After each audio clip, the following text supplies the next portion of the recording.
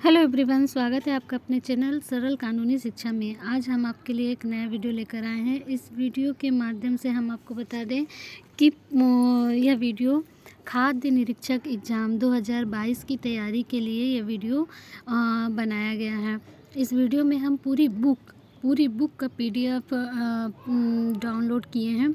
ये पूरा PDF बनाया गया है। इसमें आप बुक से रिलेटेड जितनी भी जानकारी चाहते हैं या खाद्य निरीक्षक से के एग्ज़ाम से संबंधित जो भी जानकारी है वो सब इस बुक में दिया हुआ है। देखिए, मैं आपको एक एक पेज करके आगे कर रही हूँ। ये करीब 216 पेज हैं जो हम फ्री में उपलब्ध करा रहे हैं। ये पूरा वीडियो आप देख सकते हैं और देखने के बाद इस वीडियो को चाहें तो आप डाउनलोड कर सकते हैं। ये आपकी एग्ज़ाम की तैयारी के लिए बेहद ही इम्पोर्टेंट है। इसमें व्यापम द्वारा आयोजित खाद्य भर्ती के प्रश्न भी दिए हुए हैं। इस प्रश्न में ये आप बुक खरीदेंगे, मार्केट से ख़रीद रहे हैं तो ये आपको 200, 300 या 400 रुपये की पड़ेगी ही पड़ेगी। 400 से कम तो कोई बुक मिलती भी नहीं है। लेकिन ये वीडियो अगर आप डाउनलोड करते हैं तो आप ये समझ लीजिए कि आप एक ही वीडियो में पूरी बुक डाउनलोड कर सकते हैं। और इसके साथ ही इस वीडियो के माध्यम से आप ये सोचिए कि अगर आप कहीं भी पढ़ रहे हैं, कहीं भी जा रहे हैं, सफ़र में हैं, कहीं बैठे हैं, तो आपको पूरी बुक ले जाने की ज़रूरत नहीं पड़ेगी। आप इस PDF को खोल कर पूरी एग्ज़ाम की तैयारी आसानी से कर सकते हैं। कहीं भी आपका टाइम वेस्ट नहीं होगा। अगर आप मीटिंग में हैं, कहीं भी जा रहे हैं, बस में हैं या कहीं आपको आधा घंटा समय मिलता है तो इस बुक को खोलिए और इस बुक के माध्यम से आप देखिए, जहाँ से जो भी प्रश्न चाहते हैं आप तैयारी आपकी हो सकती है। कुछ नहीं तो आप 10 मिनट के लिए इस बुक में जितने भी क्वेश्चन दिए हुए हैं उनकी ही तैयारी कर सकते हैं।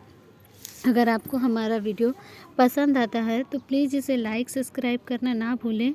और इसके साथ हम आपको बता दें कि इस 5 मिनट की वीडियो में आप सोचिए कि आपको कितना लंबा प्रोसेस आपको मिल जा रहा है ये वीडियो के माध्यम से। अगर आप इसे डाउनलोड करते हैं, सोचिए आपको कितना फ़ायदा होगा। देखिए, पूरा क्वेश्चन जैसे यहाँ से हम आपको बता दें, यहाँ से देखिए, यहाँ से ये पूरा खाद्य आवश्यक वस्तु अधिनियम 2055 से संबंधित पूरे क्वेश्चन यहाँ पे दिए हुए हैं।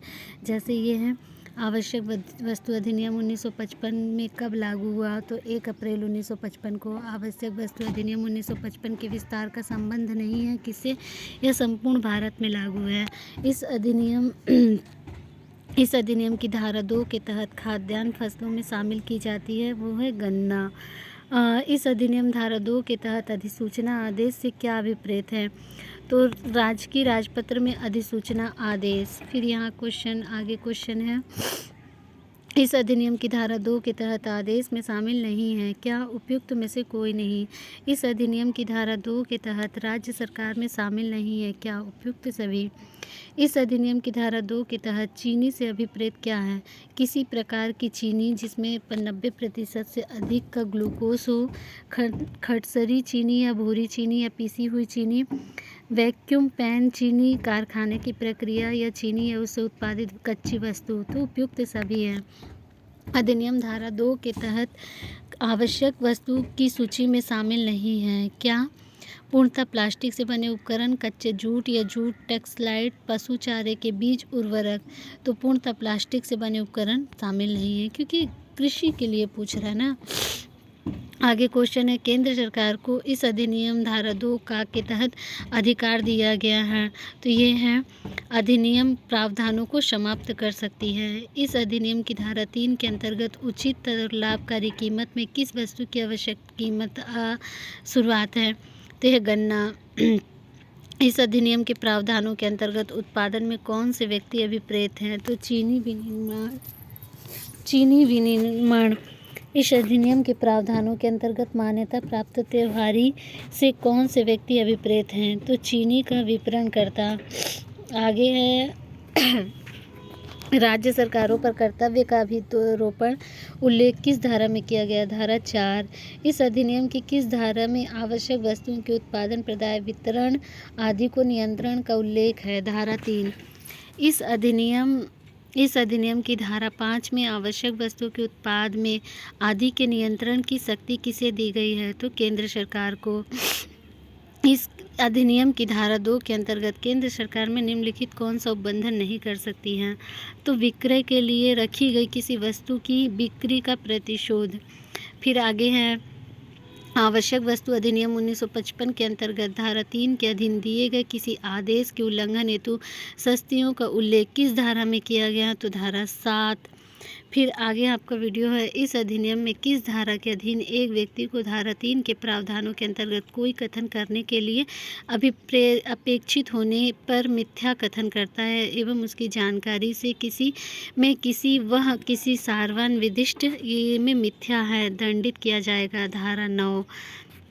इस अधिनियम की धारा के अनुसार दंड प्रक्रिया संहिता 1973 में किसी बात के होते हुए भी इस अधिनियम के अधीन दंडनीय प्रत्येक अपराध का संज्ञेय गैर जमानती होगा। धारा 10 का आवश्यक वस्तु अधिनियम 1955 के तहत आवश्यक वस्तु में शामिल नहीं है क्या? पानी। फिर आगे क्वेश्चन है, इस अधिनियम की धारा 3 के अंतर्गत यदि किसी वस्तु को जब्त किया जाता है तो उससे रिपोर्ट भेजी जाएगी किसे? जिला कलेक्टर को।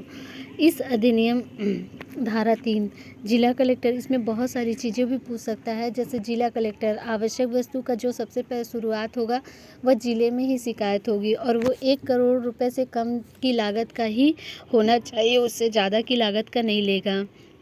आगे है, इस अधिनियम के प्रावधानों के अंतर्गत सभी प्रकार के अपराधों के विचरण किया जाएगा तो प्रथम न्यायिक मजिस्ट्रेट द्वारा। फिर आवश्यक वस्तु अधिनियम 1955 के अंतर्गत निम्न में से कौन सा आवश्यक वस्तु नहीं है? तो क्या? दूध नहीं है। इस अधिनियम के तहत अधिहरण के किसी आदेश से व्यथित व्यक्ति को ऐसे आदेश के विरुद्ध अपील करने की तय सीमा क्या है? तो 1 माह। फिर आगे क्वेश्चन है, इस अधिनियम के प्रावधानों के उल्लंघन होने का समाचित होने पर निम्न में से कौन सा अधिग्रहण आदेश जारी कर सकता है? तो जिला कलेक्टर। फिर आवश्यक वस्तु अधिनियम 1955 की धारा 6 का के किसी अधिग्रहण के आदेश से व्यथित व्यक्ति अपील कर सकता है। कौन कर सकता है? राज्य सरकार द्वारा नियुक्त न्यायिक प्राधिकारी। फिर आगे क्वेश्चन, यदि कोई व्यक्ति इस अधिनियम की धारा 3 के अधीन किए गए किसी आदेश का उल्लंघन करता है तो उसे धारा 8 के तहत क्या समझा जाएगा? प्रत्यंत और दुष्प्रेरण। फिर आगे क्वेश्चन है, इस अधिनियम की धारा 9 के तहत यदि कोई व्यक्ति मिथ्या कथन करता है तो उसके लिए क्या सजा होगी? 5 वर्ष। फिर आगे क्वेश्चन है, इस अधिनियम की किस धारा में कंपनियों द्वारा गठित अपराध के विरुद्ध सजा के प्रावधान का उल्लेख है? तो धारा 10। इस अधिनियम के प्रावधानों के अंतर्गत कंपनी से क्या अभिप्रेत है? निगमित निकाय। फिर धारा 10 के उपबंधों के अनुसार निर्देशक को क्या अर्थ है? तो फर्म का भागीदारी। अधिनियम की धारा 7 के अधीन सीधा दोष व्यक्ति में कोई परिवर्तन या पश्चातवर्ती अपराध की सजा का दायी होगा जो 6 माह या 7 वर्ष। देखिए, इस तरह से आप वीडियो को बिल्कुल आसानी से पढ़ सकते हैं और आप अपनी वीडियो को अच्छी माध्यम तरीके से तैयार कर सकते हैं। इस वीडियो का उद्देश्य ये कि आप कहीं भी जा रहे हैं तो अपने मोबाइल का सदुपयोग करें और अपनी एक पूरी बुक को स्कैन करने में कितना टाइम लगता है आप सोच सकते हैं। ये पूरी बुक स्कैन करके PDF बना के आपको डाली गई है ताकि आपका पेपर अच्छी तरीके से निकल सके। अगर आपको मेरा वीडियो पसंद आता है तो प्लीज़ इसे लाइक सब्सक्राइब ज़रूर करिए और सभी को इस वीडियो को डाउनलोड करिए ताकि आपको एक ही बुक पूरी फ्री में उपलब्ध हो सके और आप अपने एग्ज़ाम की तैयारी अच्छी कर सकें। आपको मेरा वीडियो पसंद आता है तो प्लीज़ इसे लाइक सब्सक्राइब ज़रूर करें। धन्यवाद।